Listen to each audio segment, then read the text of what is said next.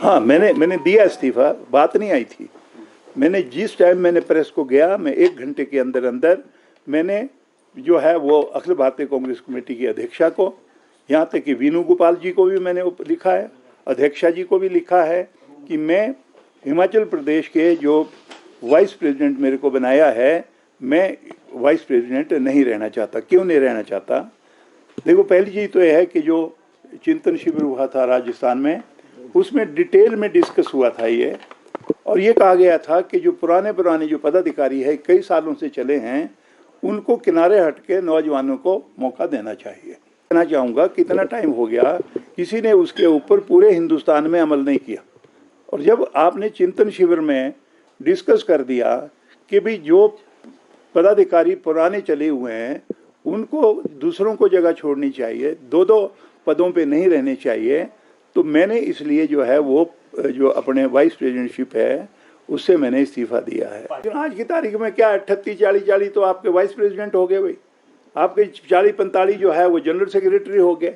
ये मैं कहूँगा ये परंपरा ठीक नहीं है। जो जाता है वो दिल्ली से अपने समर्थकों की नोटिफिकेशन करवा के आ जाता है, फिर दूसरा नेता जाता है वो अपनी नोटिफिकेशन करवा के ले आता है।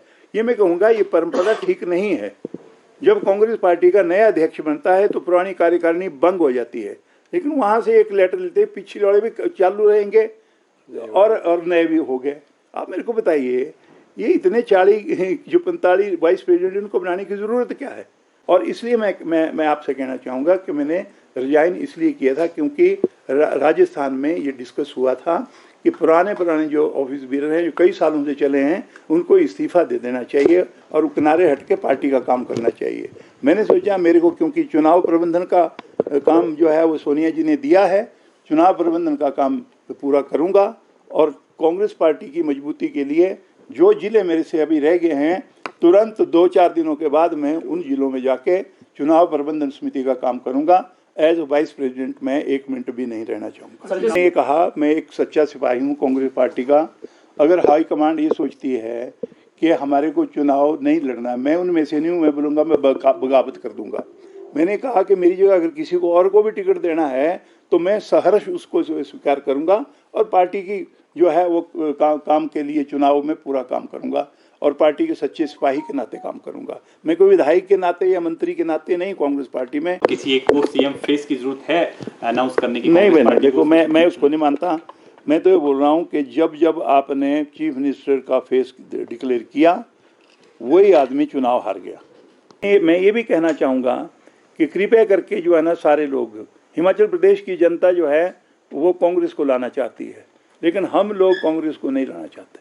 हम व्यक्तिगत स्वार्थ की वजह से जो है ना बटे हुए हैं। जो जिसको मर्जी आता है वो बयान देता है। अध्यक्ष जब बनी है तो अखिल भारतीय कांग्रेस कमेटी ने बनाई है, इसलिए हमारे को एक्सेप्ट करना चाहिए और उनके नेतृत्व में चुनाव के लिए तैयार रहना चाहिए, करनी चाहिए। लेकिन आज क्या हो रहा है, अगर हम गुटों में बटे हैं तो क्या गुटों में बटे हैं, ये मेरा गुट, ये फलाने का गुट। अरे पहले गुट को छोड़ो, पार्टी का बेड़ा मत करो, सारे इकट्ठे होके पार्टी की, मैं कहूँगा कि सर्वाइवल के लिए हिमाचल प्रदेश में इकट्ठे होकर सबको काम करने की ज़रूरत है। ये मैंने कहा था।